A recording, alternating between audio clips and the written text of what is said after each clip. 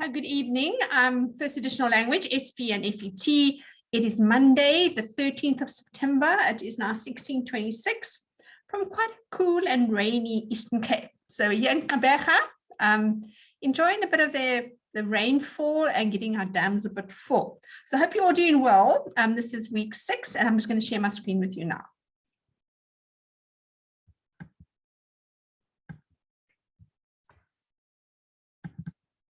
Here we go.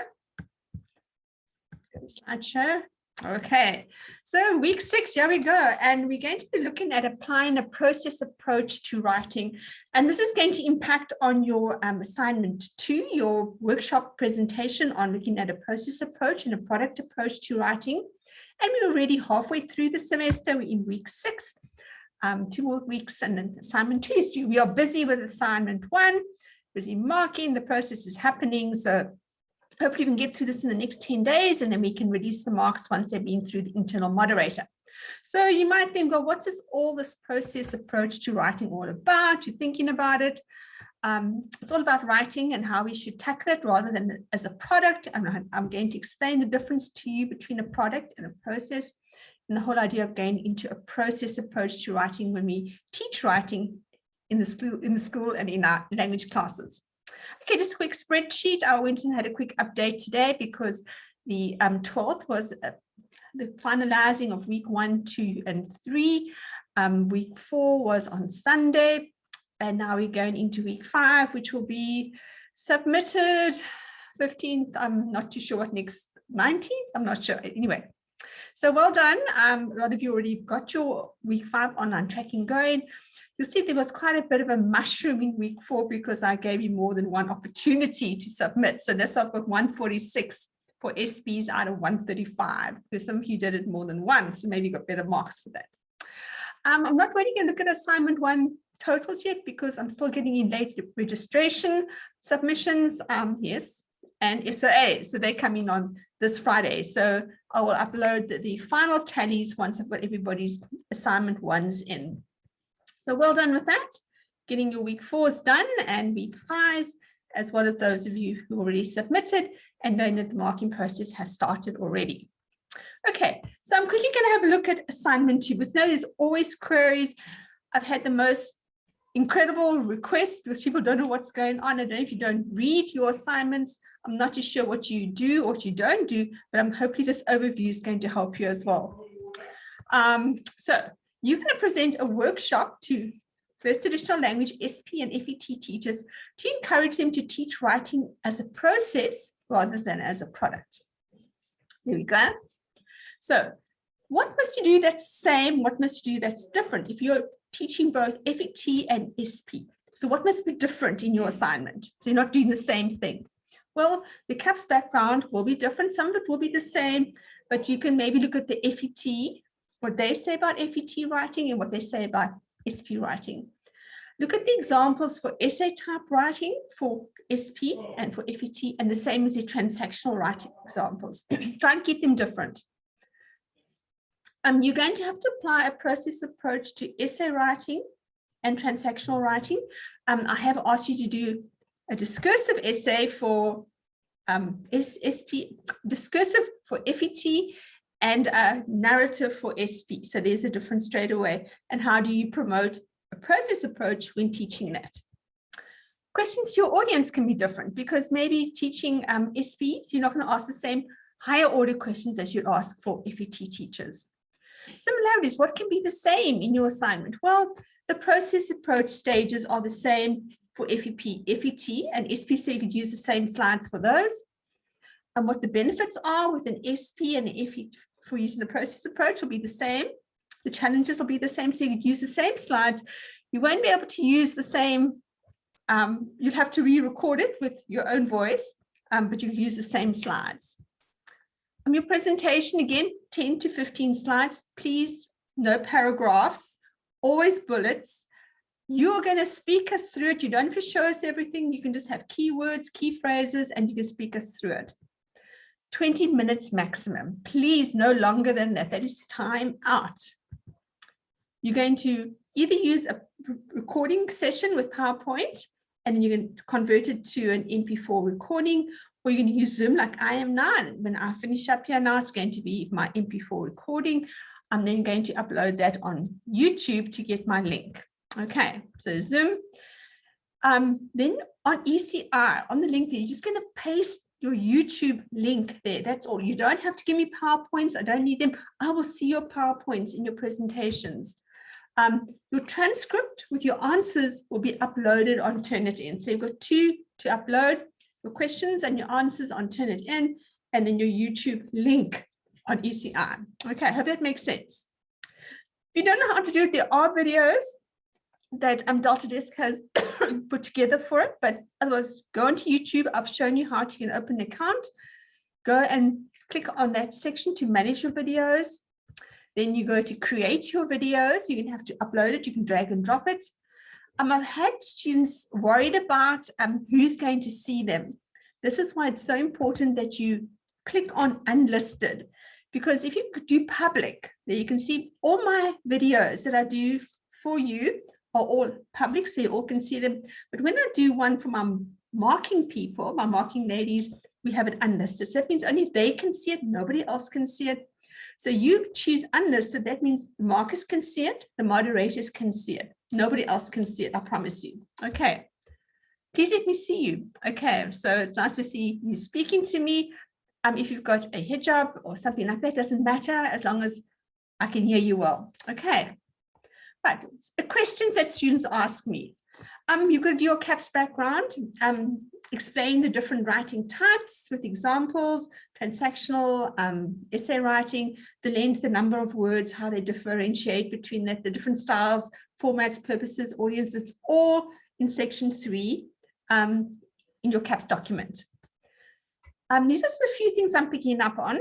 Then you're going to do a process approach writing stages. Okay, so first of all, the general writing process approach from the drafting to the editing to the submission.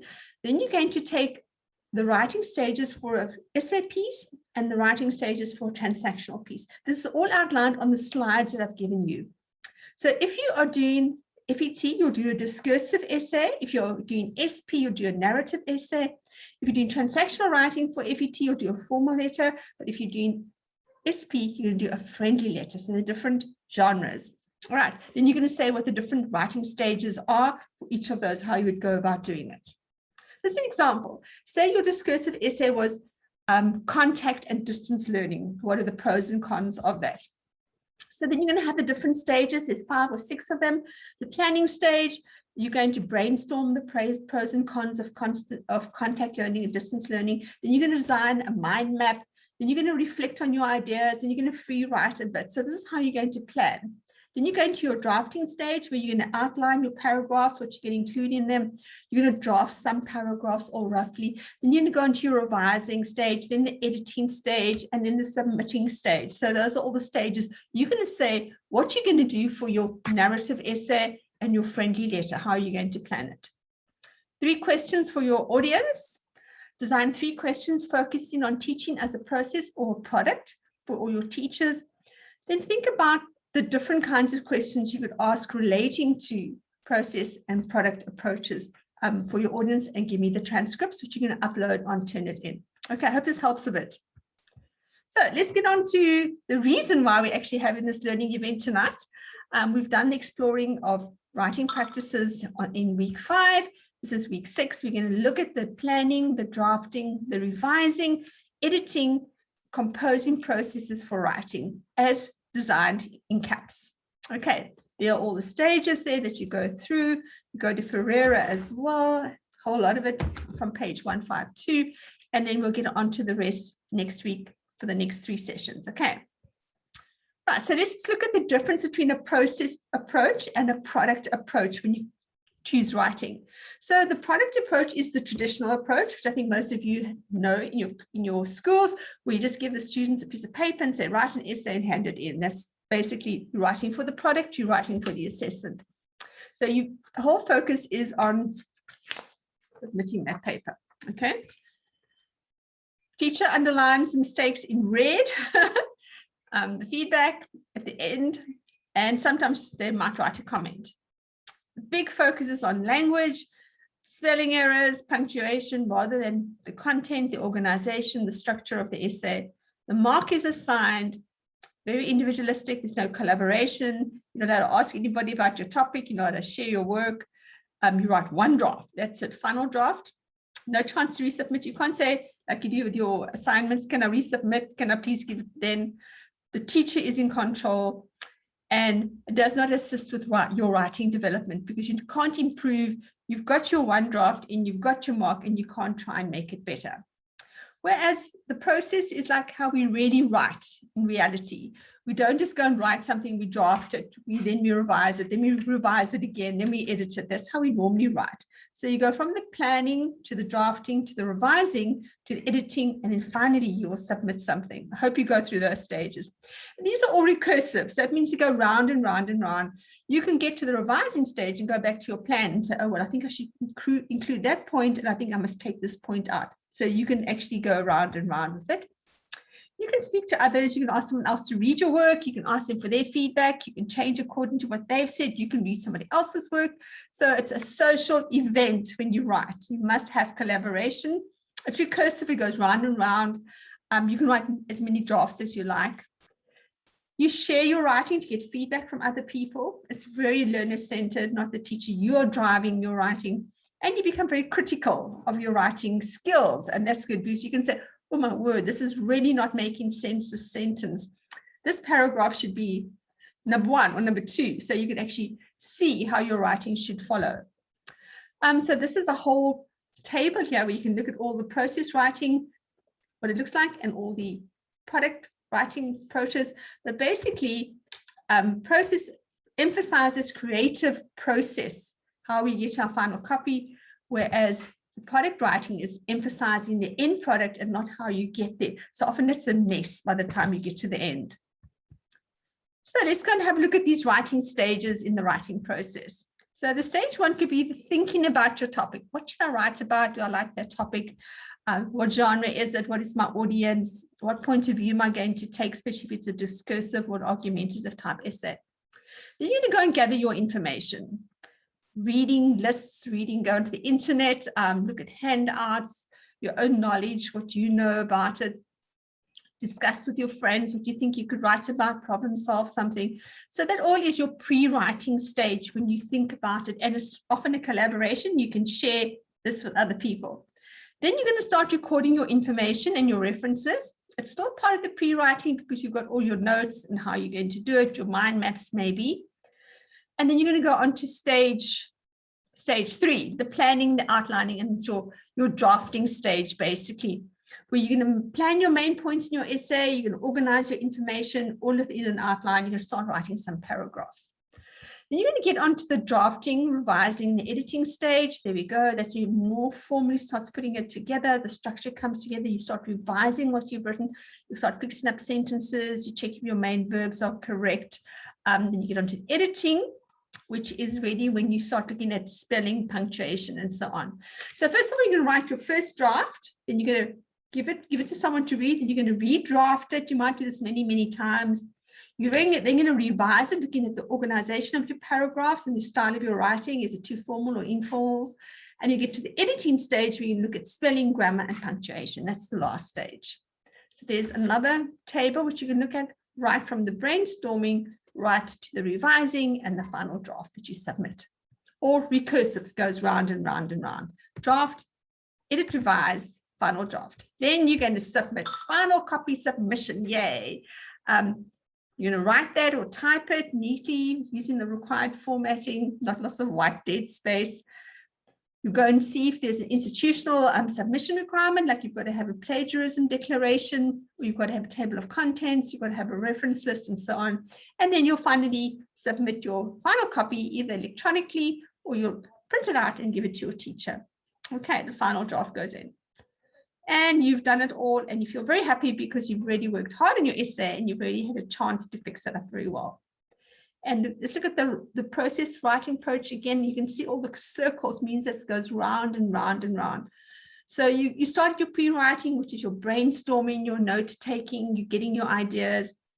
Then you're going to go into your planning stage, your drafting, your reflection. And remember, that's the recursive thing. It goes round and round and round, getting feedback all the time from people, till you eventually get your editing and your proofreading, and then you're going to submit it finally. So it's this very, very long process. It should maybe sometimes take 2 weeks, and often teachers won't give students enough time to draft like that. So this is going to take you through the stages one by one, the think part, where you get a clear understanding of your topic and what you should be writing about. You must spend time on this, talk to others, go and read up about your topic. For topics, you normally have 3 keywords within your, if you want to do a nice topic for your essay. You need your content words, you need your instruction words, and you need your limiting words. Now, what does that mean? So your task words is what you're going to do. These are already verbs. So you're going to say, I'm going to compare, I'm going to contrast, I'm going to describe, I'm going to explain, I'm going to argue. The content words are the topics that you're going to talk about. Maybe it's about chocolate. Maybe it's about fitness. Maybe it's about health. Maybe it's about COVID. And then you're going to research with those words to try and get some more ideas. Then you can have limiting words, which is not going to make your topic as broad as you want to. Maybe you're only speaking about chocolates for children, or chocolates for diabetics, or chocolates for older people like me, or you can talk about lint chocolate. Okay, so in that way, you limit your topic. So explain how chocolate is manufactured in the lint factory would be your limiting words. So topic words, your content words tell you what your topic is about. Your instruction words will tell you what you're going to do. It's your verb. I'm going to outline, I'm going to compare, I'm going to discuss, I'm going to investigate. There's all your examples, discuss, compare, analyze. Then your limiting words, what your focus is going to be. Okay, it might be a time period, 2021, which you had for your assignment 1, you had to do an article from 2021. Is it a certain theory? Is it locations only in KwaZulu-Natal? Is it a number? It's only 2, or is it 3? What type is it? What kind of car? What kind of phone? I'm only going to speak about iPhones. Okay, well, whatever you're going to do. So here's an example. Here's quite a nice topic. Assess the impact of diversity training on multicultural organizations. Okay, so you'll see the yellow is the content word. It's what the topic is about. It's about diversity training. Then we can look at instruction words. It's going to be my verb. What am I going to do with that? I'm going to assess. I'm going to decide if it's good or bad. Okay, that's my instruction word. And finally, my limiting word, which is multicultural organizations. All right, that's my limiting word. So there it is. My instruction word, assess, my content word, diversity training, and my limiting word, multicultural organizations. Okay, so it's a nice way to put a title together. Stage 2, you're going to gather your information, you're going to research it, you're going to get notes, you're going to get data, insight, you're going to talk, you're going to think about it, all your ideas, and you're going to pour it down this lovely funnel, and at the bottom, your essay is going to pop out with all those wonderful ideas that you have. Stage 3 is you're going to plan and outline and organize your essay, your pre-writing stage, your mind mapping, your drafting will go to your next stage. So your organization will be your mind maps, your lists, your scribbles, your post-it notes, that kind of stuff. There's an example. You want to do a whole essay on identity. What are the different things about your identity you're going to consider about? So I'm talking about me and my identity. What are my beliefs? What are my values? What is my appearance? What are my particular habits? What are my work hobbies? Who are my family and friends? What are my interests? So those are kinds of things you will talk about. There are different ways to plan. None of them are wasted. You can always go back to your planning. Here's what I said. I always like mind maps. Here's something on the dollar and how it goes up and down. Here's something on 3 good ways to make you 3 good ways design makes you happy. You know, positive thinking, my emotions, and there's all my notes I've put together. I've listened to a TED talk, and that's what I'm going to write my essay on. Find the method that suits you. Are you an outlining person? Are you a brainstorming person? Or are you just a person that starts writing? We're all different in the way we like to plan. Then revise and review your plans often. Go back to them all the time. Okay, I don't really want to speak about patience with my problems. I'm not very patient, but I learn I must become wise in how I deal with my different problems.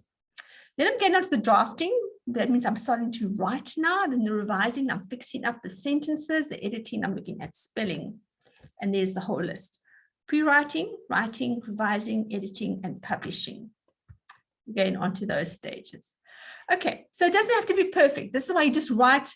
When you start drafting, it's free writing. You just write and write and write. Just get your ideas out of you. They're all stuck inside of you, and you need to start writing to get them out of you.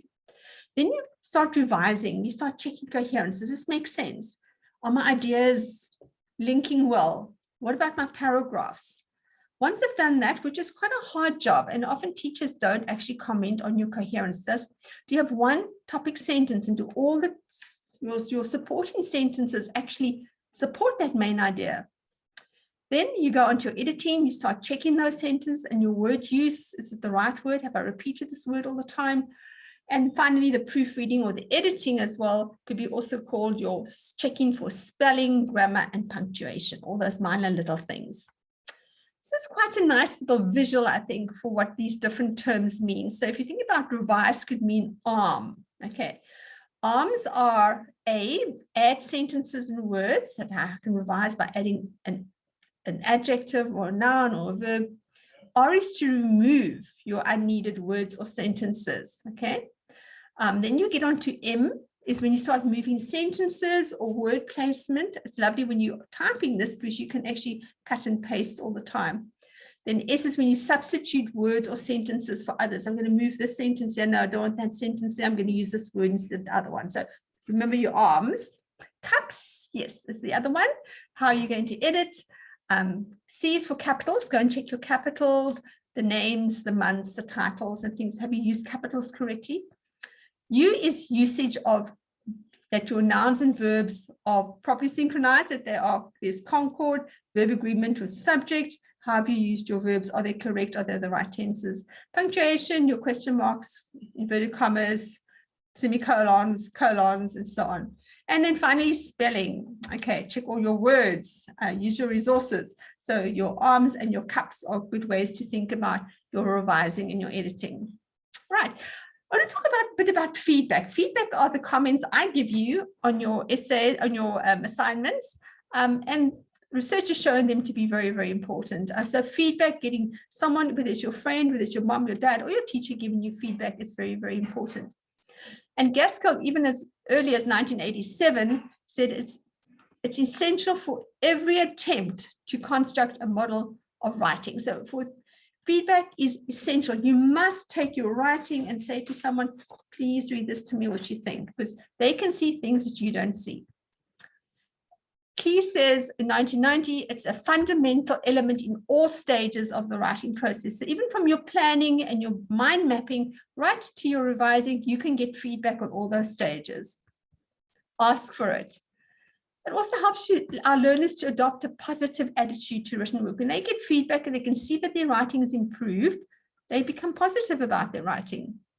So these are a lot of theorists have looked at the writing process, and they say if students are limited in the way the process approach is applied, so they have limited draft revision, limited feedback, it will affect the quality of their writing. So if you don't give them enough draft revision or feedback, their writing is not going to improve, and the attitude often won't improve either. So this is how we can actually give a feedback. So the first one is it's tag. These are lovely acronyms.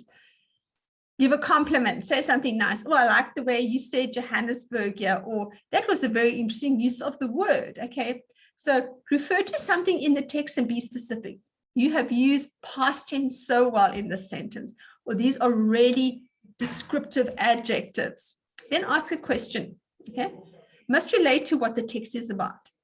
Why did you decide to buy that house? Okay, do you think that your mother would be happy with this idea, whatever it might be? But ask a question about the story. Then give them something to work on, something they can correct. Be specific about it. Refer to the text. Consider all your topic sentences in the various paragraphs. Are they your main points? Or please check you don't seem to be keeping to the past tense in paragraph 2. Okay, so they can go back and check those things. So tag, tell a compliment, ask a question, give them something to work on. So you could use this to define the way you give feedback. So this is still with a bit of feedback research. However, comments of teachers are often not useful. Okay, so we write things that aren't going to help anybody. I must maybe question the way I write feedback because maybe they're not helpful either. And learners often fail to understand them. I think even my students fail to understand what the feedback is about. They're vague. They're not specific enough. They're not going to the text enough and abstract. So they don't know what you're saying and they can't interpret what you're actually saying. They're often aware that they've done something wrong, but they are not given strategies on how to improve this or how to correct this. So that's that last section, the tag. Give them something to work on and how they can improve their writing. So you can see all the red shows feedback, although it can be very good, it can also be not very beneficial for students. So your comments should give them control over the feedback they are giving so that they can go and fix up what is wrong in their writing easily. So these are some strategies you could use if you were going to give feedback in your classes. It should be interactive, that you should be often conferencing, talking to them, dialoguing with them verbally, not always in writing. So if you can speak to them, conferencing is very good. This gives them often self-esteem, reassurance, and confidence. When you're walking around the classroom and checking and say, hey, those are awesome words you're using. Where did you learn that word? It gives them confidence. Ask for information, all right? So that's what you can do when you're talking to them. Where did you get this information from? How do you think it relates to that idea? Show appreciation for what they're saying. Oh, that's interesting. Wow, I didn't think of that. That's going to be so interesting when you finish off like that. Use acceptance and approval words. Wow, well done. That's a good idea. I really like the way you said that. So that they know that their ideas are not strange, although they might be, but make them think they are fantastic. Find out from learners what they thought the essay requirements were. I often want to go back to you and say, what did you think I've meant when I said this? Because often you can't understand what I'm saying, so I'm not being very clear in my instructions. And ask them what they thought you meant when you said, please use the past tense. Okay, here again is our tag, tell, ask, give. All right, your suggestion. Don't forget your tag. That's the way to do it. Okay. So strategies, how we can do this. Our comments must be specific to the problems. Use the past tense in this paragraph. Your reasons do not support your topic sentence. You've only given 2 reasons and you said you're going to give 3 reasons. Explain reasons for the problems. Make suggestions, give them ideas. Try and find 2 more adjectives that you use in this paragraph. Interact with the writer. I like the way you're doing that. So have a conversational dialoguing piece with them. Respond to the content, not only the grammar errors, okay, and the meaning of what they're writing about. Point out areas where you can't understand what they're saying. If you can't understand what they're saying, it's their problem. They have to fix it up. It's not my problem that I can't read what you're writing, and that's not logical what you're saying. Also can point out inappropriate grammatical forms. Say that there's no verb agreement with subject. You say I is or I are, and you don't say things like that. Your verb forms are incorrect. It's incomplete sentences. Those are things you can point out as well. Don't make it look like that. Okay, remember I told you about mutilating and using red. Can you see how ugly it looks? It's violating your poor students' writing. The way their writing is not great, but I mean what you've done is worse from there. And it's not really helping their writing. It's very technical. It's not saying how they can actually improve their writing. Don't do that, okay? So how should we package our feedback? It should never overwhelm the writer. If you go back to the previous one, it does overwhelm the writer. It must be written in the white space. It's not over the words, in the spaces where you can actually write or type. Don't use red pen, please. Use a pink, purple, yellow, green. Those are better colors. Always include a summative comment. That's a comment at the end, because they're always going to read your comments at the end. And then say what was good, the strengths, and also say things that they can improve on. Okay, everyone, even, yes, I also have places I have to improve on. Praise first, yes, not no praise, and then the problem areas. Use a full sentence. So you're showing them how to write full sentences. Don't use incomplete sentences. Don't abuse abbreviations, because they're often not going to understand what you're saying when you use an abbreviation. Ask questions about the work. What does this mean? Why did you use this word? Avoid one-word comments. Good or why. Those are not helpful. Give them, say, this is good because you use the same tense throughout this paragraph. So give them a reason why it's good. Give them a reason why it's not so good.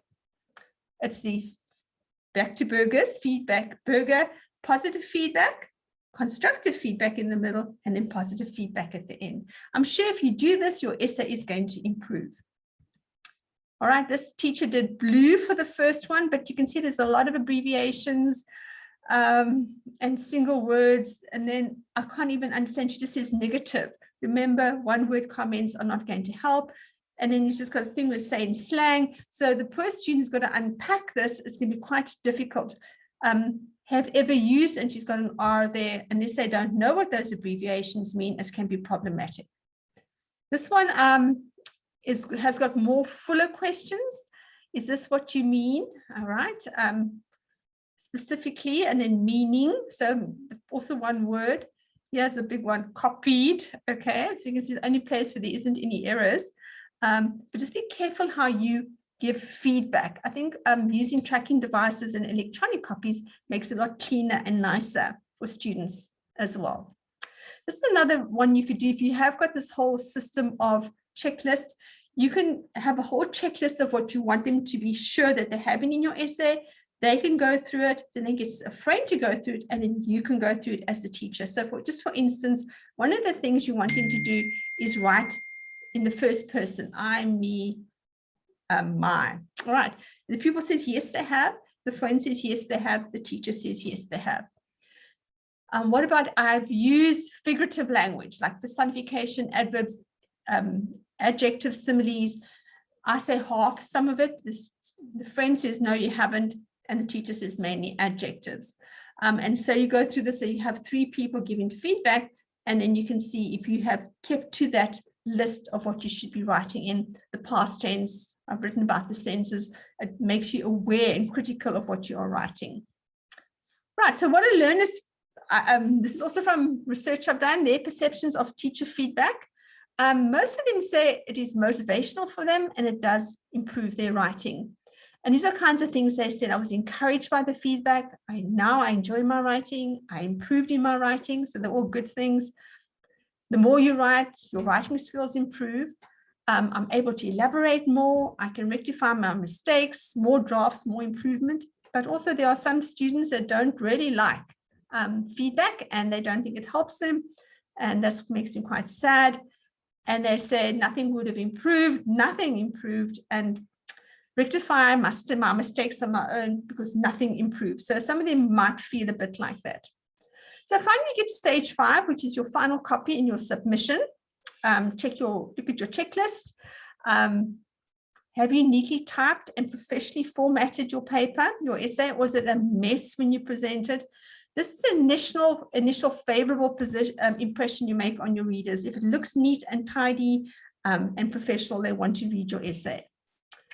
It makes them think that you simply spent time on your work and you didn't throw it together at the last moment. It looks like a dog's breakfast.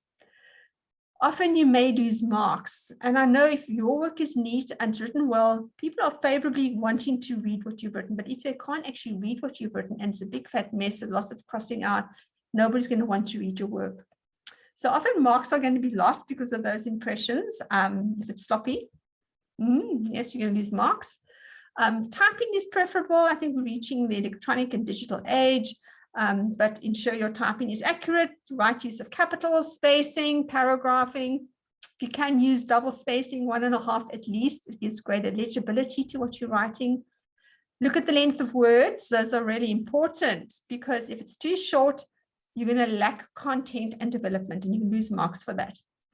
Do not exceed the maximum length set, please. When I say 1,500 words, I actually mean that. Right, and also check the requirements. Do you have to have a cover page? Do you have to have a reference list? Do you have to have a plagiarism declaration that you haven't copied? Okay, so those are things you need to think about when you submit your final copy. So I've come to there now, my conclusion. So if you give learners unlimited opportunities, that's many, many chances to improve their writing, they'll pay greater attention to your comments because they'll be given the opportunity to continue working on them. So give them a lot of chances to rework their essays. Take the time out.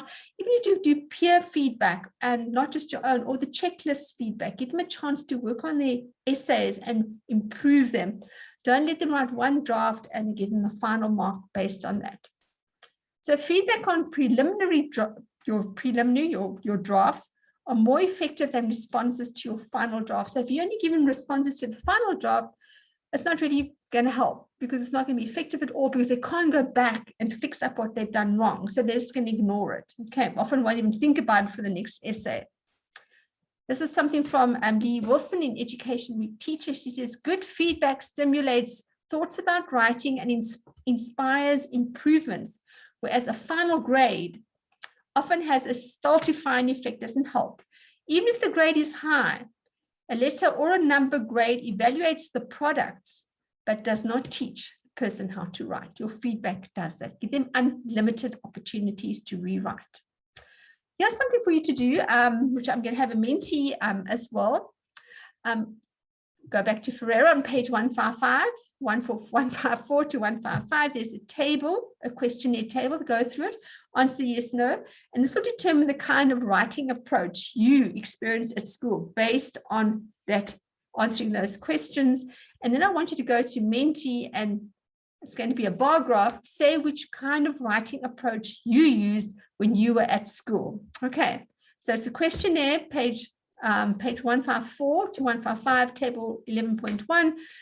Answer yes, no, yes, no. That's going to determine the kind of writing approach that you experience at school. Go to Menti and put your cross there. Okay, I'll put that up on ECR for you. That's it. We all love writing, I'm sure, this much. We're all into the writing process with our assignment 2, from the pre-writing to the sharing. And we're also very cognizant of feedback, how important it is to improve and help writing. Have a good evening. Have a great week. I'll catch you on email and we chat soon. Bye for now.